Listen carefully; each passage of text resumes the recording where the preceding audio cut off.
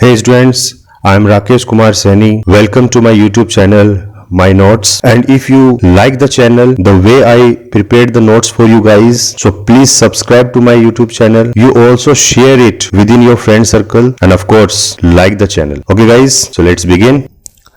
As you know that we were discussing sexual reproduction in plants. So far we have discussed the various parts of the flower, because flower is the main part of the plant for its reproduction. In that we have discussed the types of flower, unisexual, bisexual. We will discuss how does sexual reproduction occur in plant, and it is based on the following steps: pollination, fertilization, seed formation and germination. तो ये 4 steps होती हैं. तो सबसे पहले है pollination. तो pollination क्या होता है?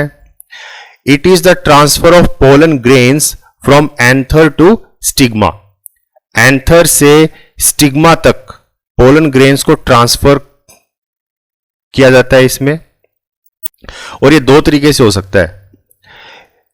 एक तो सेल्फ पोलिनेशन होगा विद इन सेम फ्लावर. अगर एक ही फ्लावर है, बाइसेक्सुअल फ्लावर है जिसके अंदर दोनों ही मेल और फीमेल पार्ट है, तो उसके अंदर जो पोलिनेशन होता है उसे हम बोलते हैं सेल्फ पोलिनेशन.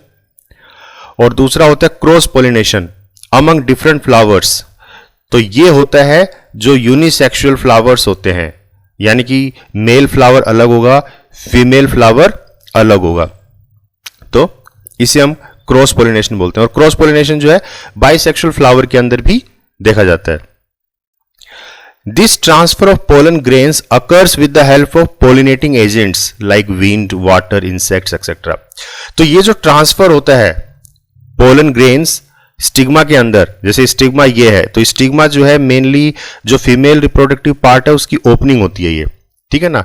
और ये एंथर है जिसके अंदर पोलन ग्रेन्स होते हैं. अब यहां से ये इसके अंदर कैसे जाएगा? ये पोलन ग्रेन्स एंथर्स में से निकल के स्टिग्मा तक कैसे पहुंचेंगे? तो इनको पहुंचाने के लिए कोई ना कोई मीडियम चाहिए, हमें कोई ना कोई मीडियम चाहिए, ठीक है ना. तो जो मीडियम है उसे हम क्या बोलते हैं? Pollinating agent.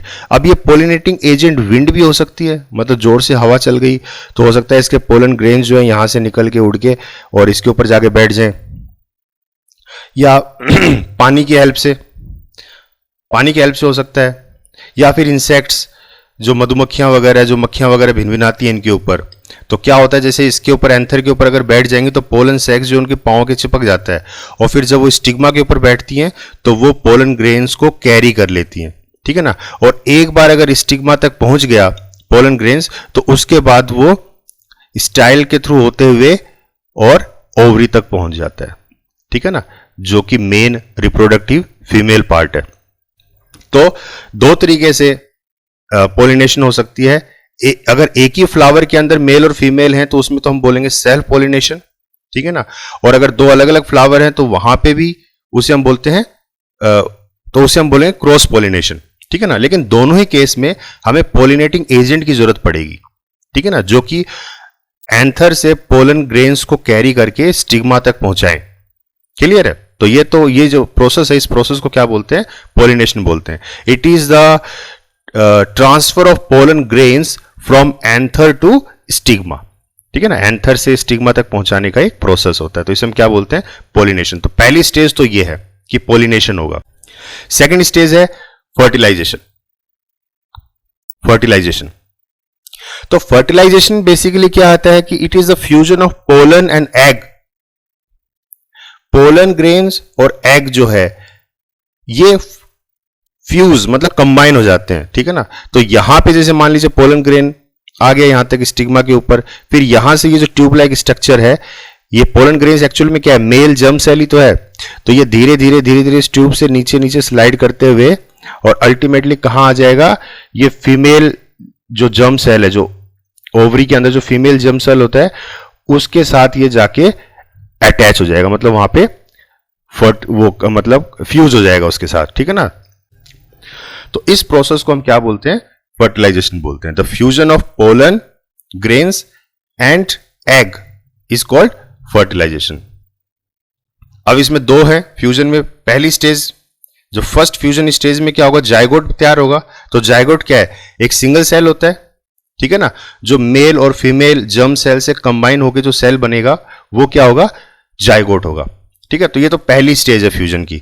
तो जायगोट क्या है, basically it is a single cell organism which is formed by the fusion of male and female gametes. तो मेल और फीमेल गैमेट्स के फ्यूज होने से जो सिंगल सेल ऑर्गेनिज्म बनता है उसे हम क्या बोलते हैं, जायगोट बोलते हैं। तो जैसे ही जायगोट तैयार होता है उसके साथ ही साथ एक सेकंड स्टेज ऑफ फ्यूजन भी शुरू हो जाती है। तो सेकंड स्टेज ऑफ फ्यूजन क्या है, endosperm is formed. Endosperm form हो जाता है। तो एंडोस्पर्म का बेसिकली काम क्या होता है कि it acts as a food storage for the zygote. तो जो जायगोट बना है उसको फूड सप्लाई भी तो चाहिए उसको जिंदा रखने के लिए। तो उसकी फूड सप्लाई कौन तैयार करता है, एंडोस्पर्म, फॉर इट्स सर्वाइवल। तो उस जायगोट के सर्वाइवल के लिए जो भी नेसेसरी फूड मटेरियल चाहिए वो कौन प्रोवाइड करेगा, एंडोस्पर्म। तो जैसे ही जायगोट तैयार होता है उसके साइड बाय साइड एंडोस्पर्म भी तैयार होने लगता है, ठीक है ना। तो इस डायग्राम में आप देख सकते हो ये एंडोस्पर्म है और ये जायगोट है, ठीक है। तो सेकंड स्टेज होती है fertilisation. Then third stage seed formation. तो जायगोट बेसिकली क्या है, एक यूनिसेलुलर है, सिंगल सेल ऑर्गेनिज्म है, और फिर ये धीरे धीरे क्या होगा, रिपीटेडली इसमें डिवीजन शुरू हो जाते हैं। तो divides repeatedly to form embryo. फिर ये एम्ब्रियो तैयार होता है। तो एम्ब्रियो क्या एक्चुअल मल्टी सेलुलर है। तो एम्ब्रियो तैयार होगा, ठीक है, और एंडोस्पर्म प्लस एम्ब्रियो ये मिलकर जो है सीड तैयार करते हैं। ये कंबाइंड फॉर्म में जो है सीड बन के आता है। और इस दौरान क्या होता है, ovary ripens to form fruit. और ओवरी जो है वो तैयार हो जाती है और किस में कन्वर्ट हो जाती है, फ्रूट में कन्वर्ट हो जाती है, ठीक है ना। तो ये आपको देखिए डायग्राम दिखा रखा है इसमें। अगर किसी भी सीड को, अगर हम ये सीड के ये बाहर वाला जो कवर होता है इसे हम बोलते हैं सीड कोट, और इसके अंदर ये हीलियम है और ये माइक्रोफाइल है इसके अंदर, और इसको जब ओपन करके देखते हैं तो इसमें ये होता है कोटिलिडियन और ये होता है प्लूमल और ये होता है नीचे वाला पोर्शन रेडिकल। तो प्लूमल एक्चुअल में क्या होता है, टाइनी शूट है ये। तो ये शूट सिस्टम, ये अपर बॉडी पार्ट होता है प्लांट का, और जो रेडिकल होता है वो ये रूट सिस्टम होता है, ठीक है ना, जो जड़े वगैरह फैलाता है। तो ये रेडिकल का काम होता है। और कोटिलेडोन क्या करता है, ऑर्गन विच स्टोर फूड, और ये फूड का स्टोरेज का काम करता है। आपने देखा होगा बीज जो होते हैं कई कई दिनों तक, कई कई महीनों तक, सालों तक पड़े रहते हैं, लेकिन जैसे उसको फेवरेबल कंडीशन मिलती है, उसको हम जमीन में डालें, थोड़ा सा मॉइस्चर दें, तो वो उगने लगता है, ठीक है ना, ग्रो करने लगता है।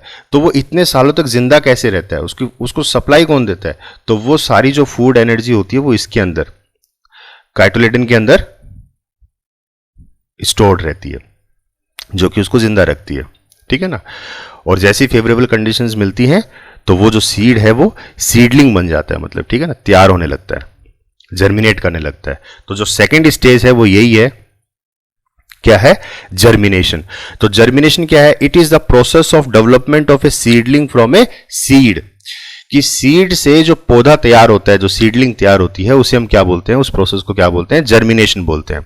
It happens when seed is buried under soil and under favourable conditions its tiny root and shoot will start growing. तो जैसे उसको फेवरेबल कंडीशंस मिलेगी, मॉइस्चराइज्ड सोयल मिलेगी, कुछ न्यूट्रिएंट्स उसको मिलेंगे, तो उस फेवरेबल कंडीशंस में वो सीड जो है वो ग्रो करने लगता है, ठीक है ना, सीडलिंग देने लगता है। और इसी प्रोसेस को हम क्या बोलते हैं, जर्मिनेशन।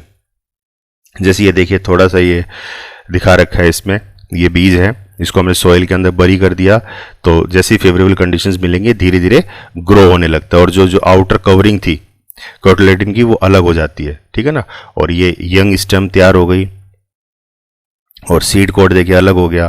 तो ये ऊपर वाला पोर्शन जो होता है प्लूम्यूल का था ये ग्रो कर गया, और नीचे वाला पोर्शन ये रेडिकल था जो कि ग्रो करके रूट्स में कन्वर्ट हो रहा है, ठीक है ना। तो ये इस तरीका है।